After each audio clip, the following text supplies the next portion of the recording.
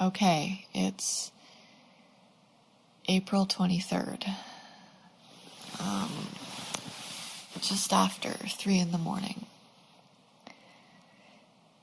Yeah, I've been laying here trying not to think about it. After my sleep note last week, it really started to sink in. I'm staying at my friend's cabin by myself to get some rest and sleep. Maybe not the best choice given everything going on. But I'm glad I came here. It's been restful. I actually ended up getting a bit of sleep. Worth the mosquito bites, I suppose. I've been hiking every day, which makes me wish I had a dog. Dogs just make things better, I think. I've never had one, but I love spending time with Nick, Paul, and Terry's dogs. 2 days ago, I ran into my first bear. I was trying to access the river. I followed a narrow trail, and I heard branches breaking downhill from me. It felt like my heart was going to leap out of my chest when I heard it. And before I had time to really think about what it might be, there was this black bear. It just stood there, not really paying any attention to me. It was strange. It was almost as if I wasn't even there. And after a few sniffs in the air, the bear turned into the bushes back toward the river, and I went back up the opposite way. It's strange. I didn't realize it until I thought about it later. I wasn't scared at all. When I heard the branches breaking, I didn't know what it was. And when I saw the bear, I was relieved that it wasn't something worse. I mean, I don't know what could be worse than a bear out here in the Olympic rainforest, but, well, I kind of do know what would be worse. It's a reflection of where my mind's at. The stuff I've been researching and investigating has gotten into my head, my dreams. It's soaked into my subconscious so deeply that when I see a bear, I immediately think, well, at least it's not a woman with an upside-down face.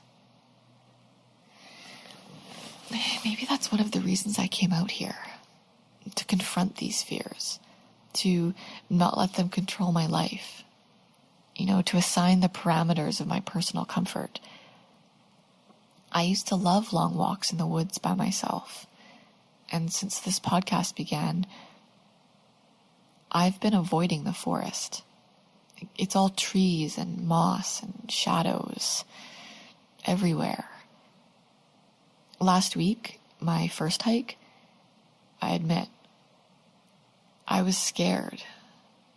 Every breaking twig, every breeze in the trees, causing shadows to sway and things in the darkness to move.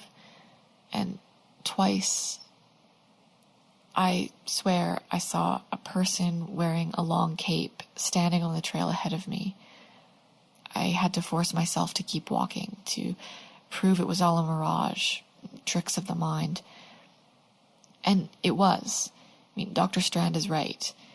So much of our mind wants to bend reality so that it fits the narratives we've crafted for ourselves. The world is full of illusions of our own making, and if we're not careful, these illusions take hold of us. They become tangible.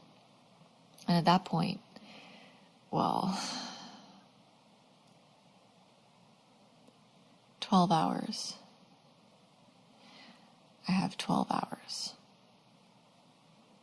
Almost there.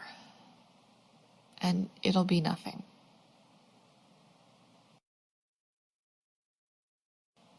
Okay, good news. Actually, a couple of good news items. Well, it's April 23rd, 3:15 p.m., and obviously, I'm alive. But really, that should come as absolutely no surprise, since the unsound is nothing more than an urban legend. But my relief is a good indication of how malleable I've become. I'd allowed myself to actually believe the curse of the unsound for a bit there. Okay, maybe more than a bit. I feel like my lack of sleep was contributing to a sense of worry about something that I understood conceptually was nonsense. Still, I drove into town this morning to call my mother just to chat. Thank God she doesn't listen to podcasts. But now, of course, I know the whole thing was ridiculous. If the unsound was real, well, I'm sure Nick's laughing about it right now. I know he didn't believe it for a second. But the other good news. I actually got more than 3 hours sleep last night. I must have fallen asleep right after making the sleep note. I woke up around 6. So that's not bad. One alarming aspect to sleeping deeply. I woke up with these long scratches on my shins. I must have been sleep scratching my mosquito bites. Or a demon tried to massage my legs. I'm going to drive into town and email this to Nick so he can stop worrying about me. A few more days and I'm out of here. I'm sure Nick's been uploading these as I send them. Or I think that was the plan. Either way, to all of you listening, thanks for your patience. I'll be back to work soon.